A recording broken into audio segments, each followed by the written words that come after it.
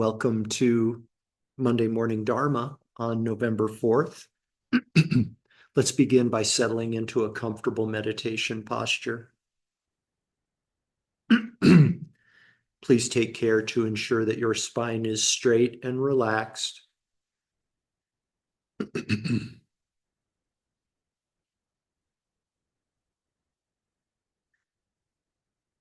We're facing straight ahead with our head tilted slightly forward. This serves to bring our spine perfectly into alignment. Our mouth is closed. Our jaw is relaxed. And if you haven't already done so, please go ahead and softly close your eyes.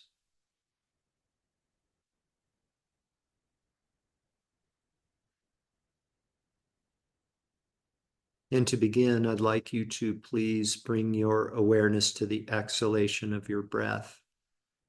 And very gently allow your exhalation to be just a bit longer and a bit more pronounced than your inhalation.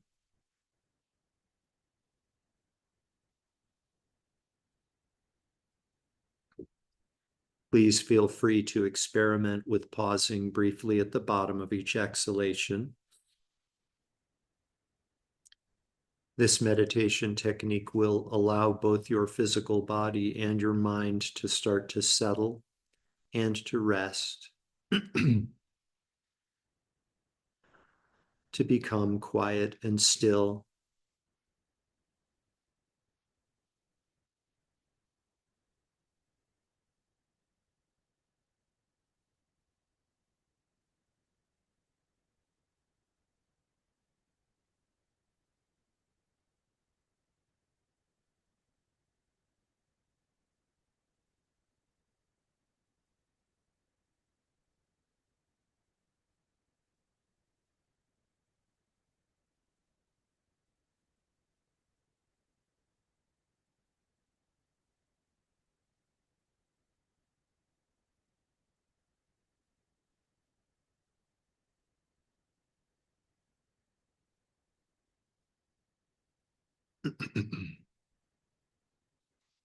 You may find it beneficial to bring to mind the image of a mountain. The mountain is balanced, grounded, and stable.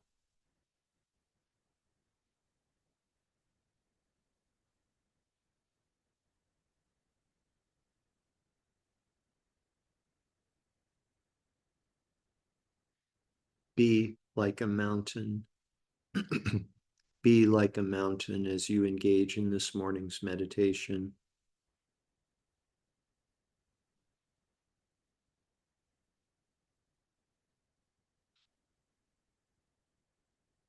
Moment by moment, phenomena are undergoing change. It's not that things change or that things will change. It's that things are in the process of changing, moment by moment by moment.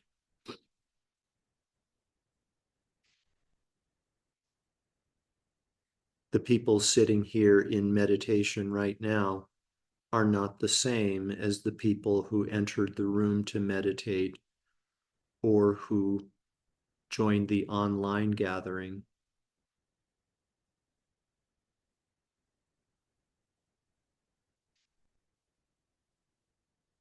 Meditation on impermanence is an extremely powerful method for overcoming the painful and sometimes harmful mind of desirous attachment.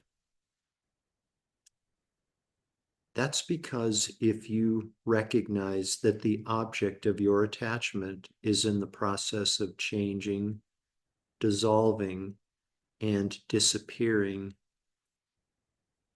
that necessarily means that the basis for the mind of attachment is also in the process of changing, dissolving, and disappearing.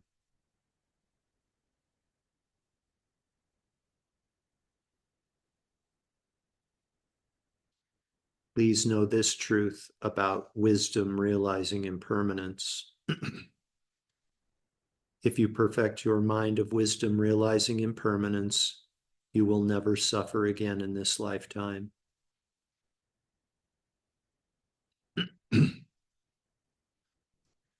A monk once made the following statement.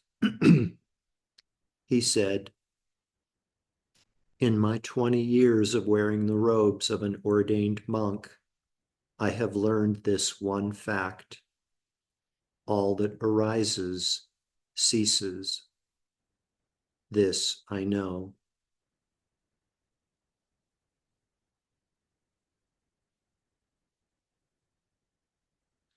So for the remaining time in our meditation this morning, I'd like you to please just rest in the truth, in the wisdom.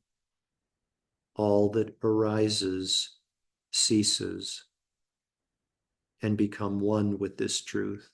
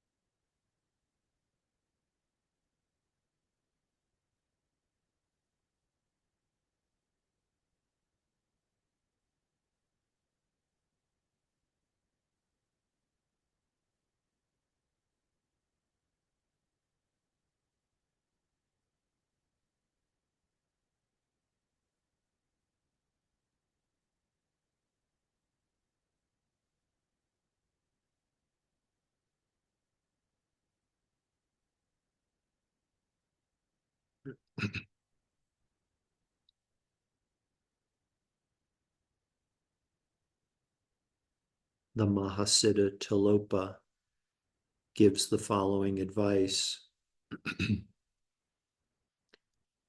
Thoroughly examine mundane things or things of the world.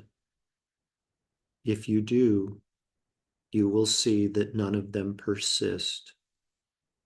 None of them are capable of permanence. And in that sense, they are like dreams and magical illusions. Dreams and magical illusions are meaningless. Therefore, generate renunciation and abandon mundane concerns.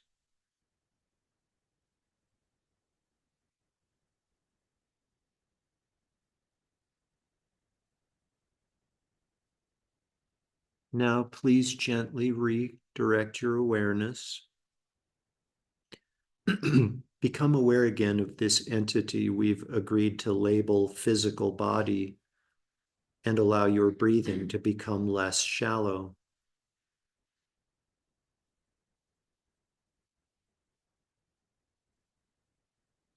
Taking deeper and deeper breaths, become aware again of the garments of clothing resting on the surface of physical body.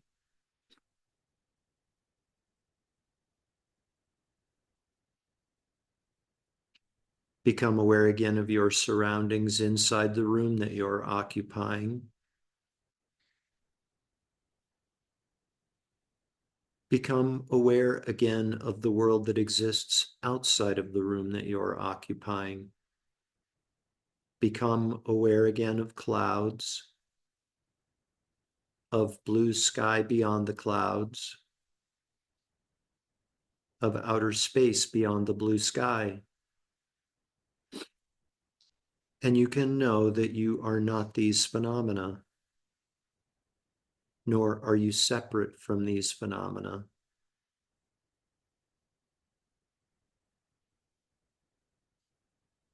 We dedicate all of the positive energy from this morning's meditation to world peace.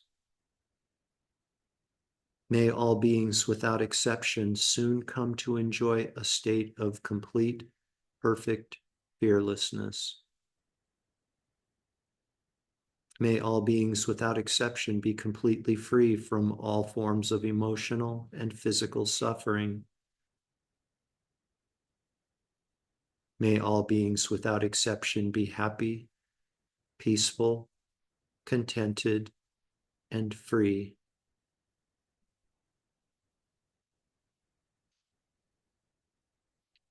Completely fill up your belly and lungs with air, and when you're ready, you can open your eyes and bring your meditation to an end.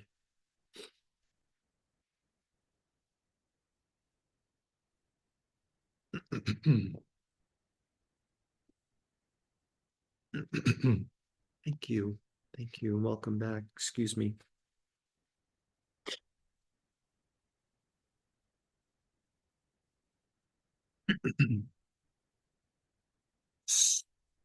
So, in Friday's class, we talked about one of the most controversial topics in all of spirituality, and that is the topic of a spiritual master, also known as a guru. Um, and in all my years of practicing Dharma and meditating, it's one of the most charged topics of all. That and vegetarianism. I've been at kitchen tables for countless hours debating the different aspects of vegetarianism and and less debate on guru reliance, because people just like they hear the four-letter word guru and just check out. And as you know, those of you who were with us on Friday, we talked about it, and I just wanted to offer a couple of follow-up thoughts about that. One is that you know, it seems like we're all familiar of some of the most outlandish, outrageous examples of inappropriate conduct by so-called spiritual masters, you know, asking for inappropriate things from students or owning a fleet of expensive cars or whatever. We all know about these. And but I was just thinking about this, really just a recent thought that I had. How many stories are there about wholesome, beneficial, inspiring, transformative stories about gurus and their students that we don't hear about? I bet there are many, many, many of those relative to the other ones that we all hear about and cite.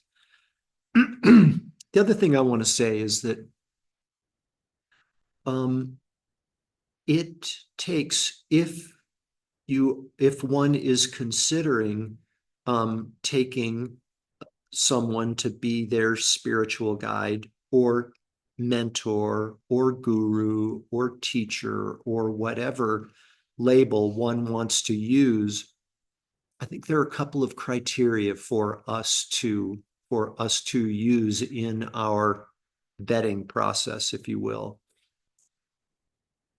One is, to what degree is there a lineage? To what degree is there a lineage for those teachings?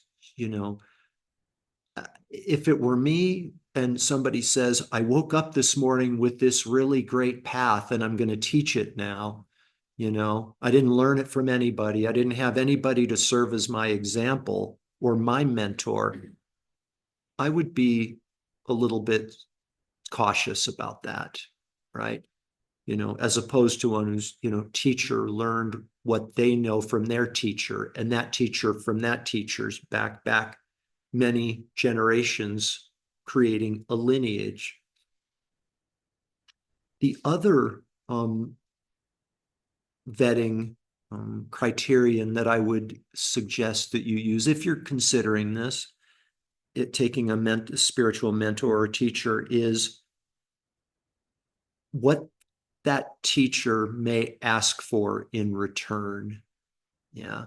What they might, if they ask you to give all your money to the cause, to the movement, to the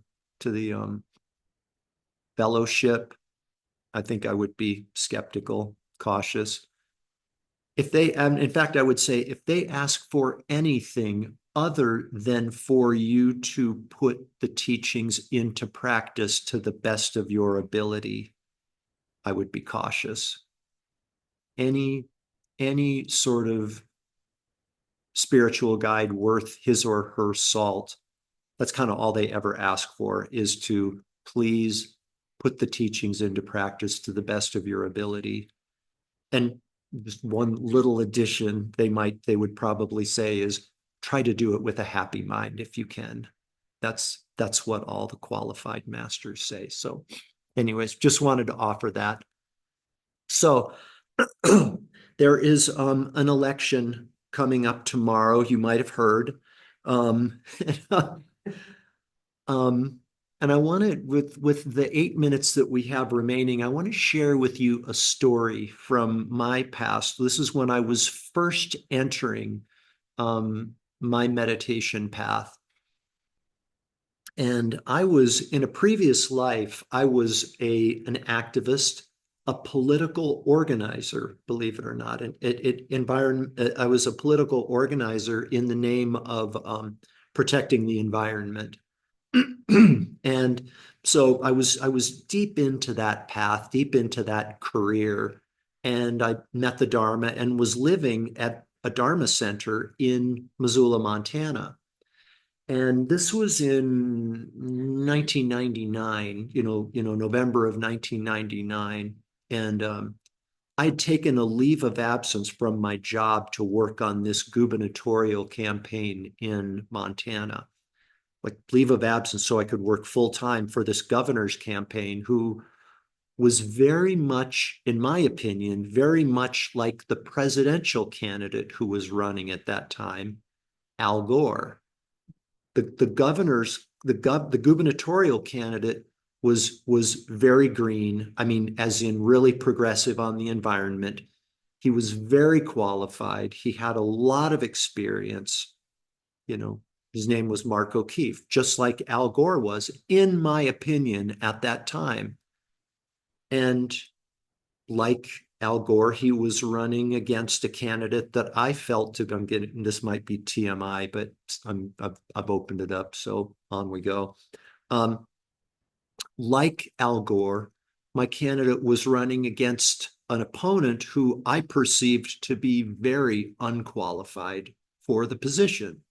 And I think everybody on the call knows what happened. You know, Al Gore lost the election and my gubernatorial candidate lost the election. And the morning after, the Wednesday morning after, I was sitting at the kitchen table in the Dharma Center, literally with my face in my hands, you know, just devastated by it. And the resident teacher of that Dharma Center was this British monk who was kind of a no nonsense guy. He'd kind of seen it all, experienced it all, just sort of didn't mince words. And he sees me sitting at the kitchen table with my face in my hands, and he says,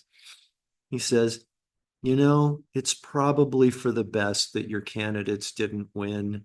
Otherwise, you might have been duped into thinking you can make samsara work. Yeah. So don't have time to explain what samsara is for those of you who don't remember or aren't familiar with the term, but what he was saying in so many words, I believe, is that politics is a worldly path. This is something we talked about at our first Wednesday meditation in October. Politics is a worldly path. That is to say, it's an external path. I would submit to you that the political path is the antithesis of a spiritual path. Because what is a spiritual path? It's about changing what's on the inside, bringing under control and changing what's going on inside. Whereas politics are about getting control of the external world and trying to control that and keep things as they are. And I mean, the definition of an exercise in futility, right? Here's what we're going to do. Here's the plan. We're going to get control of everything external and then maintain control of it, right? And manipulate everything external to be the way we want it to be, the way we think it should be. It's just, it's, yeah, it's crazy. It's insanity. Yet,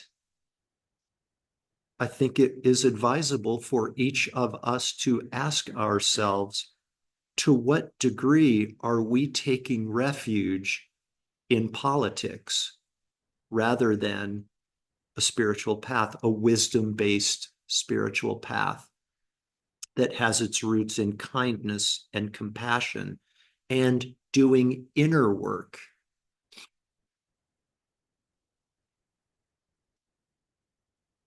The, the last thing I want to offer, I had a big long list of things that I wanted to share with you, but I guess we're not going to get to that list. That's okay.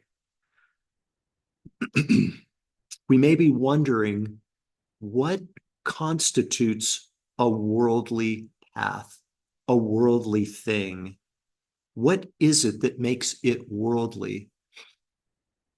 One answer is the quote from the 12th century yogi named Tilopa. He says, if it changes, if it is impermanent, then it is a worldly path. think about that. Think deeply about that, please, because if the thing is always changing, how could it be a qualified source of refuge? And we take refuge in worldly things all the time. Politics, money, our body, this physical body. I mean, I think most folks on this call know that the physical body is changing and usually not in good ways, right? Yet, yet we pour so much energy and resources and take refuge in this collection of parts called physical body. Yeah, that's one answer to the question, what constitutes a worldly thing or a worldly path? If it's impermanent, Talopa would say, and many other learned, realized masters, if it's impermanent, it's worldly. Here's another one with the last minute. This is one that came to me recently through a Sangha friend in this discussion of what constitutes a worldly phenomenon. I asked my friend, and he said, and this is just like warning, this is a decidedly Buddhist answer. I asked him the question, what makes a thing a worldly thing? And he said, a worldly thing is a pursuit that is inspired or motivated by the wish to attain happiness in this lifetime, as opposed to doing things, pursuits that will ensure happiness in future lives. And that links up to what's referred to as basic Buddhist view. Okay. Just try this on for size. No, there's not an attempt to convert anybody here to Buddhist view, but just think about this. Basic Buddhist view says that the happiness and suffering of this one life is unimportant relative to the happiness and suffering of future lives, which are countless. That's basic Buddhist view. Basic Buddhist intention is I'm going to use this life to create the causes for happiness and freedom from suffering in my future lives. That in turn links up to the first noble truth of Buddhism. You should know suffering. First, you should know suffering. So there's an alternative answer to what constitutes something that's worldly. That may or may not resonate with you. My wish is that you contemplate for your purposes in your life, in your situation, what makes a thing a worldly thing in my view, and how much time and energy am I pouring into dedicating to worldly pursuits that don't have the potential to bring me happiness or liberate me from suffering.